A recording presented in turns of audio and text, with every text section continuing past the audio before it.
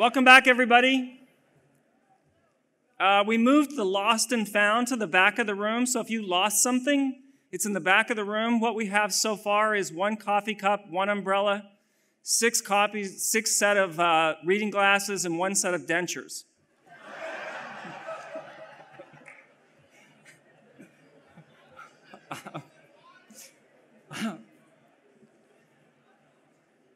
Also, we have the last box of constituent letter forms in the back of the room. So if you haven't picked up your constituent letter forms, you can pick that up in the back of the room. I'll be come up to do some closing comments at the end of the evening, but I'd like to turn it over now to our so important volunteer, the great Jay Butera. Please give him a big welcome.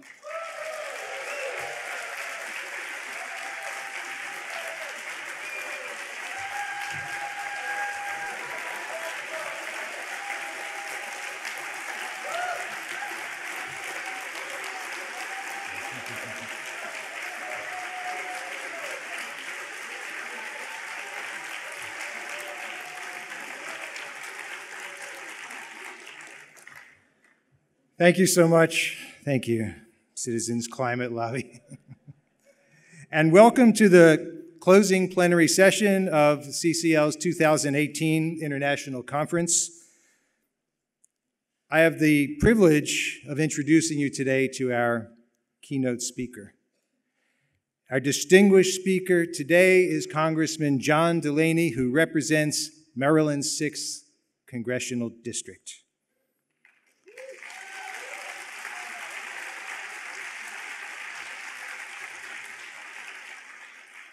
Now, there are 2 things I want you to know about Congressman Delaney. First of all, he is, without a doubt, a climate hero. Few members of Congress have done more to move America toward climate solutions than John Delaney.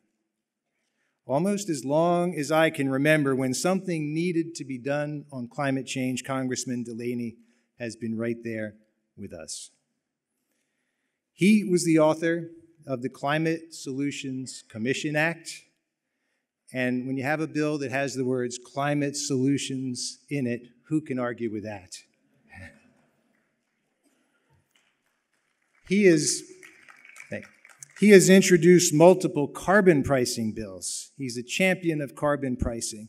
In this Congress, he introduced the Tax Pollution, Not Profits Act. And with a name like that, who in this room wouldn't support tax pollution, not profits, right?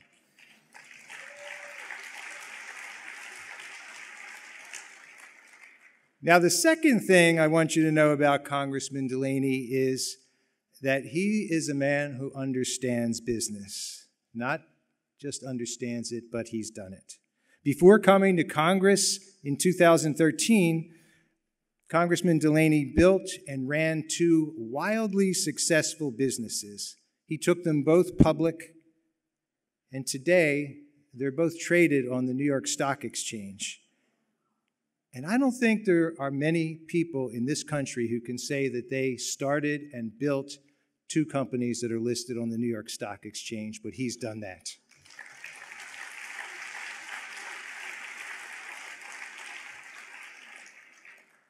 And now here's what I really admire about Congressman Delaney. He brings that entrepreneurial spirit to his work on climate change. And I remember vividly, him at our first meeting of the Climate Solutions Caucus. This was when the caucus had 6 or 8 members, and Congressman Delaney was one of those first 6. And he was right there at that table. And he said something to this nascent caucus of members of Congress, and he said something that I have never forgotten. He said this. He said, "I think it's time for America to stop being scared of addressing climate change, to stop dwelling on the costs of addressing climate change, and to start embracing the opportunity that it will create for our economy."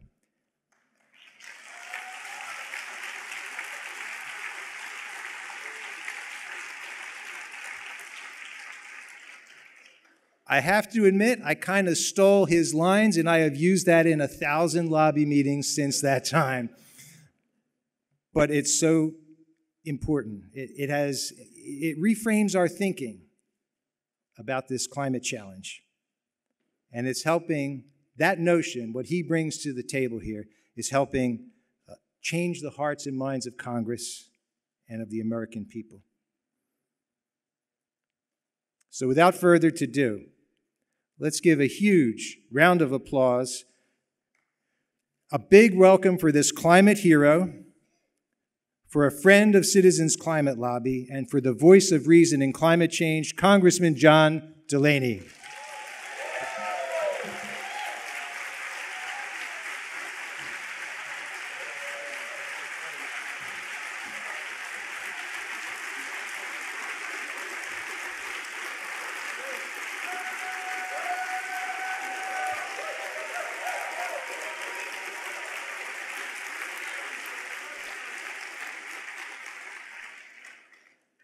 You know, I must say, I love coming to your events because there's kind of a revival feel to them. Amen indeed. Amen indeed. Well, thank you. Jay, thank you for what you do, for your singular leadership on an issue that means so much to me, but more importantly, is so important not only to the American people, but citizens all around the world. So thank you, Jay, for what you do.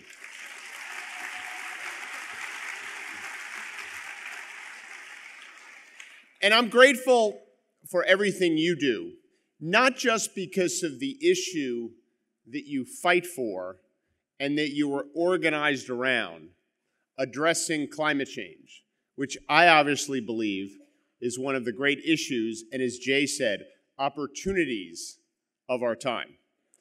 It's an issue and opportunity for our economy. It's an issue and opportunity for our national security. And it's an issue that is both an opportunity and challenge for our environment. But in many ways, I'm more grateful for how you go about doing it, as much as I am for the issue that you fight for. Because the spirit that you all bring to this challenge and the success you've had with your effort is really a model for so many issues that we need to take on in this country. I believe strongly that the American people are so much greater than the sum of our political parties. And you have proven that with your work. The fact that you come to this issue, to this challenge and this opportunity, because as Jay said, it is both. It is a challenge and an opportunity. The fact that you come to this issue with the kind of attitude you bring, with the spirit of kind of bipartisanship, with this notion that you should see both sides of an argument, with the belief that you should put your country ahead of your political party, that you should work for, yes, it's worth applauding for.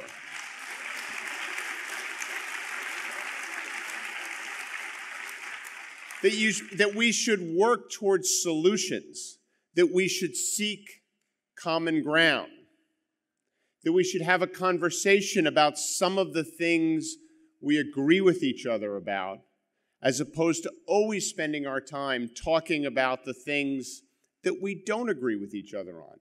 The fact that you bring that spirit to this debate is why an organization that is only 10 years old has been so successful and is so broadly admired, not only in the Congress of the United States, but by anyone who comes in contact with your organization, but it's also why you've made so much progress. I want to just tell you a little story that I think is not specifically related, but it kind of animates the spirit that you bring to this debate. So this story took place about 3 weeks after the president's inauguration. And I'm not going to make any political comments, but I just want to tell the story.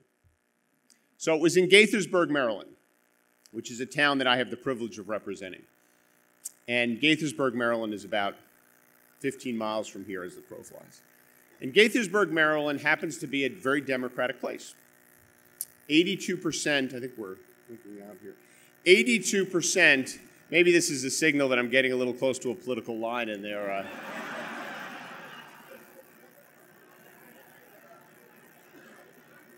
I'm about to disappear right in front of your eyes. So 82% of the citizens in Gaithersburg, Maryland, voted for Secretary Clinton last election.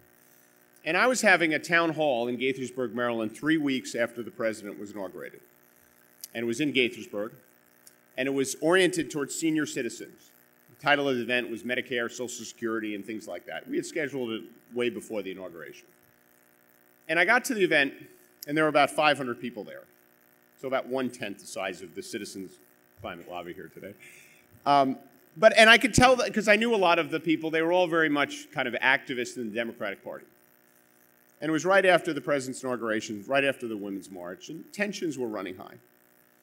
And I was about to go to the podium and give my remarks, and one of my team members said to me, "John, I wouldn't give them the bipartisan stuff here tonight. These people want the red meat." And so I was walking up to the podium, and I was thinking about that, and I got up to the podium, and I said, you know, I'm not going to change who I am.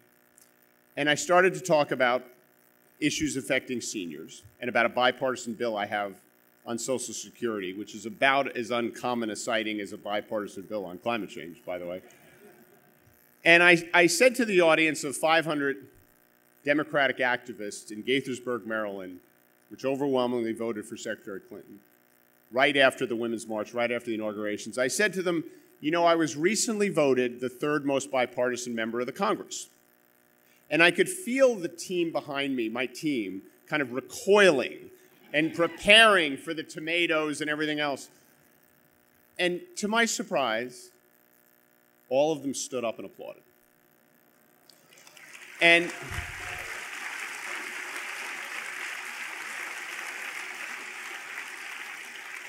the point of that story is that the American people are not as divided as our political leaders make us out to be. Or at a minimum, they don't want to be as divided as so many political leaders are actually encouraging them to do.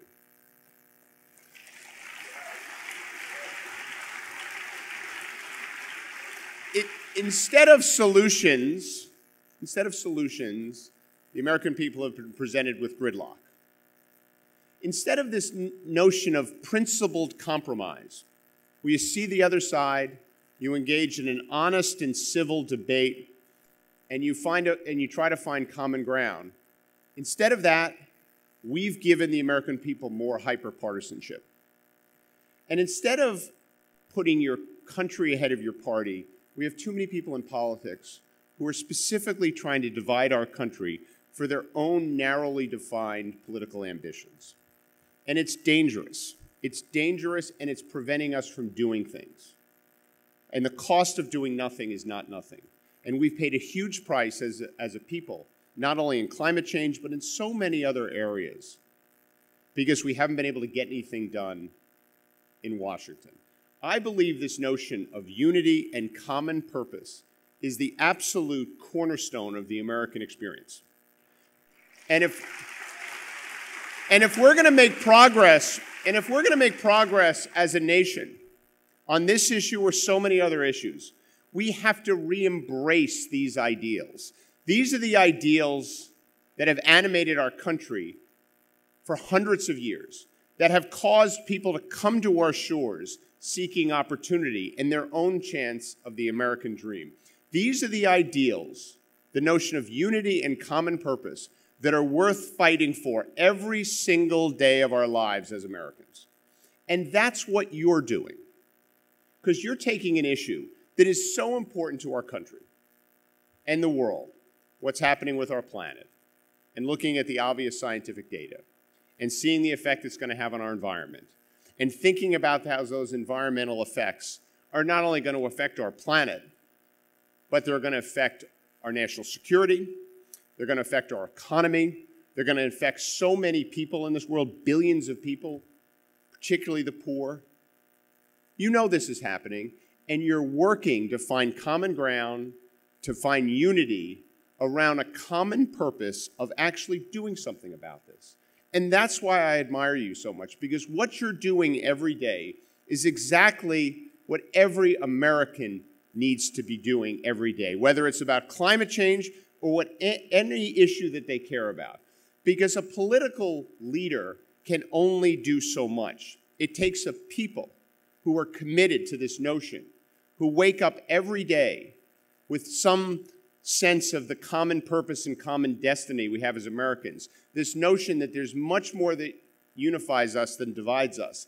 And for some part of their day, 5 minutes, 10 minutes, 15 minutes, they try to do something to find common ground with people in this country and advance progress for the common good of all of our citizens. And to remind ourselves that we're all Americans, we're all in this together, and we're so much stronger if we're unified. That's what has to happen in this country. We need to enter a new era where the American people are called upon to play a role in bringing this country back together. I believe the most important issue facing the United States of America, more than any particular piece of policy, is how do we take this terribly fractured nation and start bringing it back together? How do we take a country where so many Americans are encouraged to turn against their fellow Americans because of their political views, their ideologies, and how do we start reducing those barriers and finding common ground? It's so important. That's why I started by saying, I not only admire you for the issue that you're fighting for, but I admire you for how you're doing it. Because it's the roadmap for our country getting out of this terrible spot we find ourselves in, where we're so divided, where hyper-partisan politics is tearing communities apart, even tearing families apart. You're showing that there is a way to actually find common ground. When you come to the Congress of the United States and you help organize the Climate Solutions Caucus, which, as Jay said, I'm a proud member of, you're doing something very, very important, not only for climate change, but for the country in general. Because you're showing Democrats and Republicans that they can, in fact, find common ground. They can, in fact, work together in a safe place to get things done for the American people.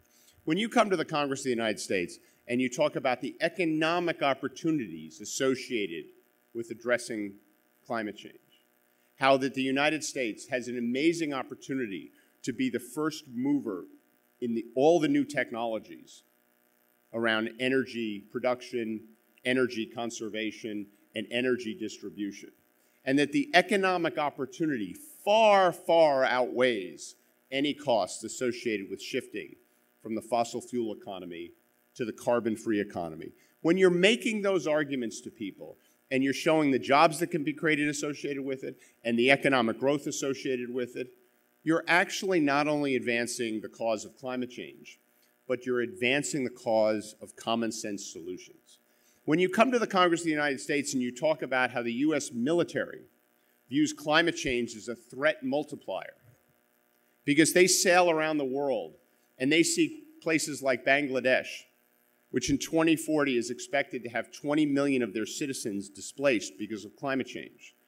And then the U.S. military makes the point that in Syria, 10 million citizens were displaced from their homes, and it largely destabilized all of Europe. And they point out what will happen in Southeast Asia when multiples of that will be displaced from their homes because of climate change, and that this is a huge threat to our prosperity and to geopolitical stability.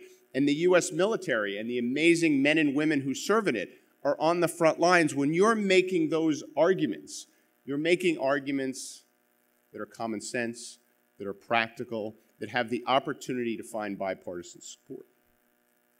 And that's why I'm in such great admiration for what you do. For all the reasons I've just said, I think climate change is truly one of the great threats and great opportunities for our generation. I often have young people come to my office and they ask for career advice, not necessarily because I'm a member of Congress, but because of my prior career as an entrepreneur. As Jay said, I founded 2 companies. I took them public on the New York Stock Exchange. I was the youngest CEO in the history of the New York Stock Exchange. I won an award called the Ernst & Young Entrepreneur of the Year Award, which goes to only one entrepreneur every year. So a lot of young people come to me and they say, you know, I'm interested in the private sector. I want to be an entrepreneur. What area should I go into? And I tell them all the same thing. I say I would go into the energy business. And the reason I would go into the energy business is because I'm convinced in 50 years, how we produce, how we distribute, and how we conserve energy will be fundamentally different than what it is today, and it'll be largely based on a carbon-free energy economy. And that carbon-free energy economy will not only improve our health, improve the quality of our lives, create far more jobs, potentially multiples of 30, 40, 50 times the number of jobs that exist in the fossil fuel economy. It'll be good for our economic growth.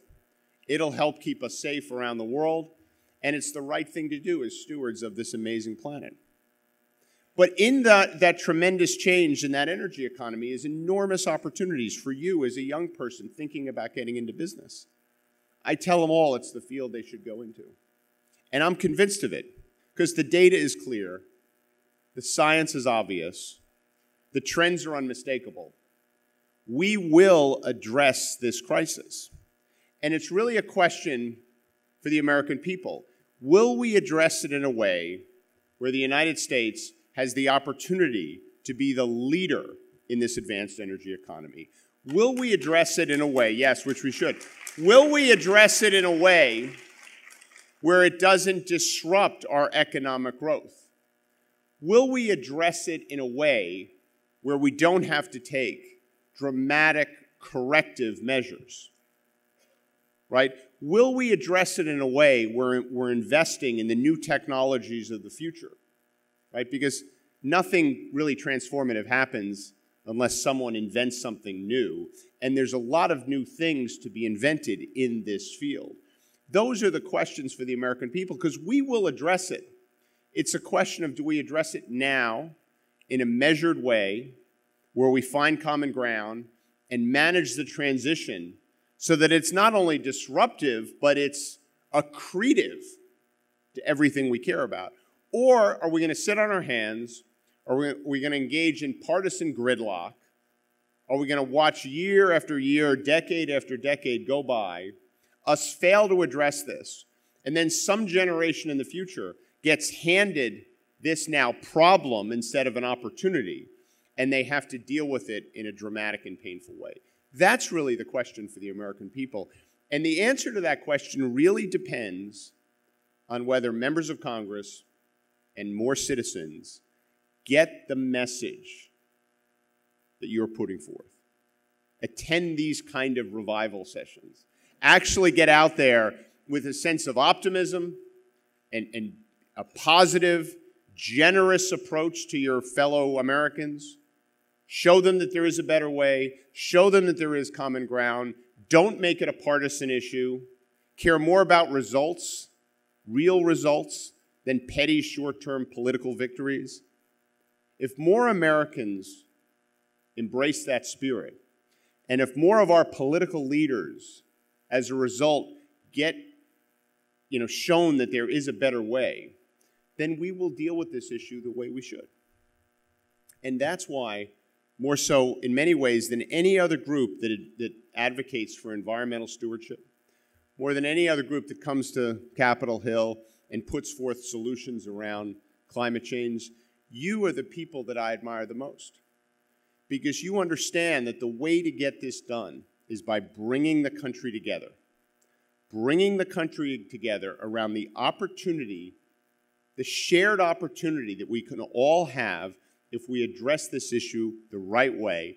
Bringing the American people around the notion of the challenges that we can avoid if we address this issue in the right way, making it clear to your representatives that this is something that matters to you, that it matters in your district, that it matters to your family, that it matters to the people you go to church with, that it matters to the people you work with, that it matters to the next generation of Americans, and that this is not a political issue. And people who will be hurt, which there will be some, by our transition to a carbon-free economy, you also acknowledge, and I encourage you to continue to do that we have a role in society for taking care of them. When we make the transition to a carbon-free economy, There is no doubt that the winners will be the American people. There is no doubt that the winners will be the global community. There's no doubt about that. But there will be some people who are still tied to the carbon economy. And we, as a government, as a group of citizens who are united, believe that if the government does something that's the right thing to do, that affects some people negatively, that we have an obligation to take care of those people. But that's the kind of thing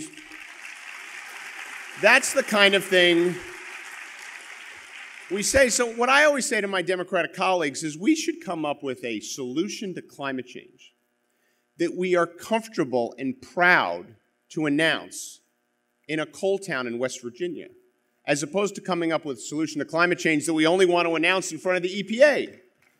Because what we should be able to do is stand in front of the American people and say, this is good for our economy, this is good for our planet, this is good for our future, this is good for our prosperity, and it's good for our security. And it's also good for people who have spent their lives and in their communities tied to the carbon-based economy, because we're doing specific things for them. Because what they've done for this country across time, we value. We understand when you go into a coal town and there's a monument to World War II, people in that coal town don't think about their industry just in terms of the number of jobs in the coal industry. They think about how the coal they produced powered the Allies to win World War II and save the world. That's how they think about this industry. And as we make a transition to an advanced energy, carbon-free economy, we have to be respectful and sensitive to their concerns and make sure we're taking care of them as part of the transition. Because if we don't, we're making two mistakes. Number one, we're not doing the right thing to those people. And number two, we're making it a lot harder to do what we need to do. And that's the kind of spirit you bring to this debate.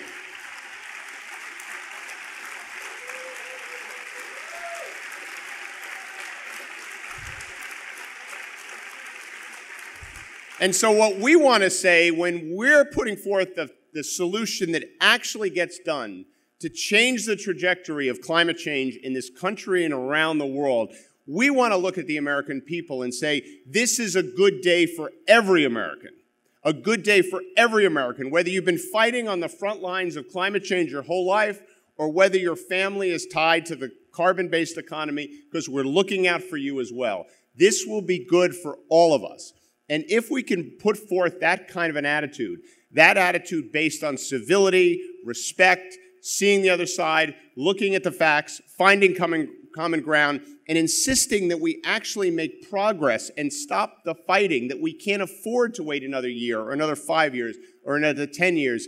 This issue deserves urgency now, and it's not a political issue, it's a moral issue, and we have to do it. When you bring that attitude forward and bring the country together around that and show them that you care and show them that you're listening and show them that your solutions include them, then we will make the kind of progress we need on this issue and have the kind of future we all deserve.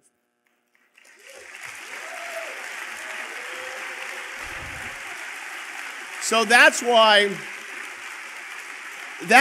I'm so grateful, not only for what you do as a matter of substance on this issue, because we all know the arguments. We all know the arguments. We've been hearing them for too long, in fact. What really matters is making progress. And you're showing us the way to make progress on this issue. And when we do that, maybe it'll be a roadmap for all the other things we got to do in this country. So God bless you. Thank you.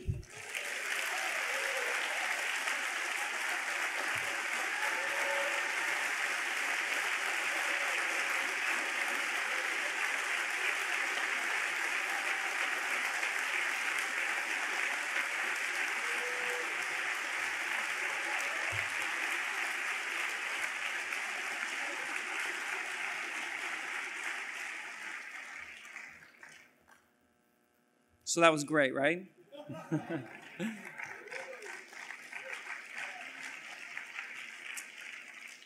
I hope that you've noticed that every morning the interns get here before we get here. and every evening they leave after we leave.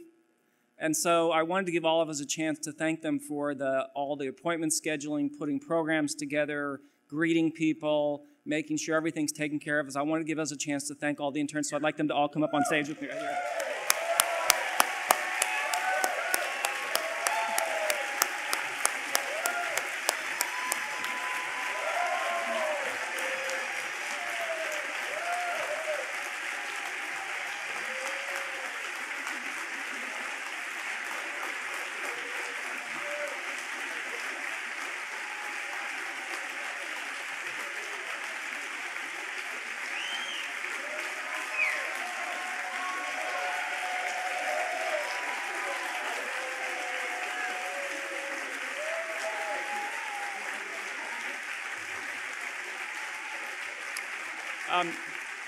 We'll give them all one more round of applause in just a minute, but I want to give every one of them a chance to say their name and what city they're from. So if we just start from this side, just say your name and city, and then we'll give them a round of applause at the end. So let's not applause in between everyone. We'll be here a long time. But just, if we can start here, okay? Yeah. My name's Anandita. I'm from Texas, Dallas, Texas.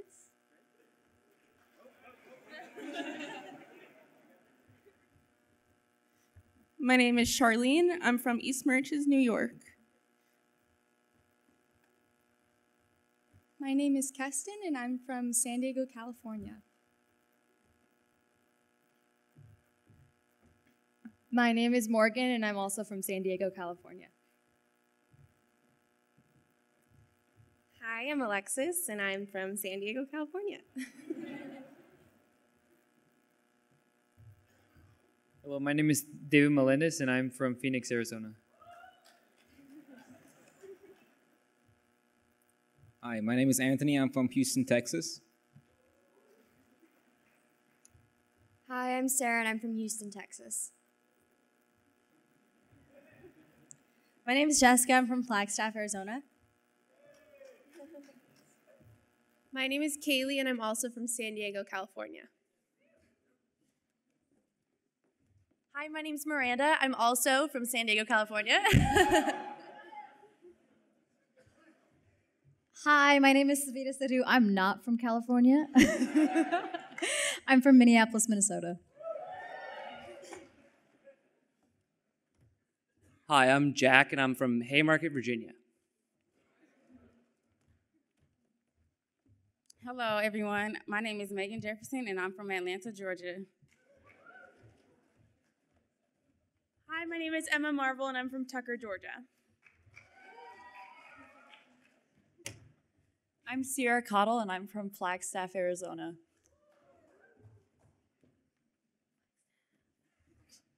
My name's Leah Mellis, and Flagstaff, 3 for 3. All right. Let's give them one more hand.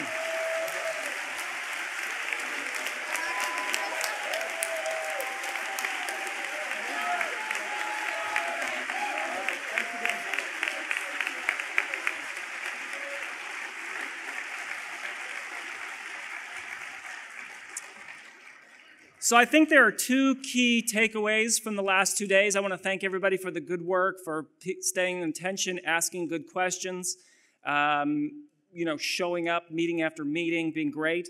I think there's two key things that we're walking away with. One is we're clear that a bipartisan solution is the solution that we're working for, not just because it's what we've identified as the thing to work for, but it's the lasting solution. The other thing is, I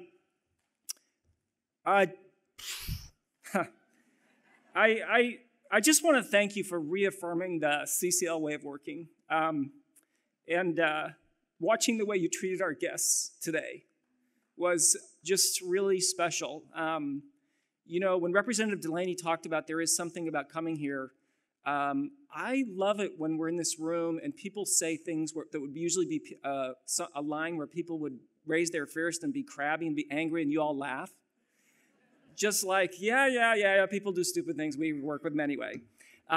So thank you for treating our guests in such an extraordinary way. Thank you for being with each other that way. I'm just really gratified and very fulfilling and very refreshing for me. It gives me a lot of oxygen to deal with another year. So let's go have a big day on the hill tomorrow, okay? All right, thanks everybody.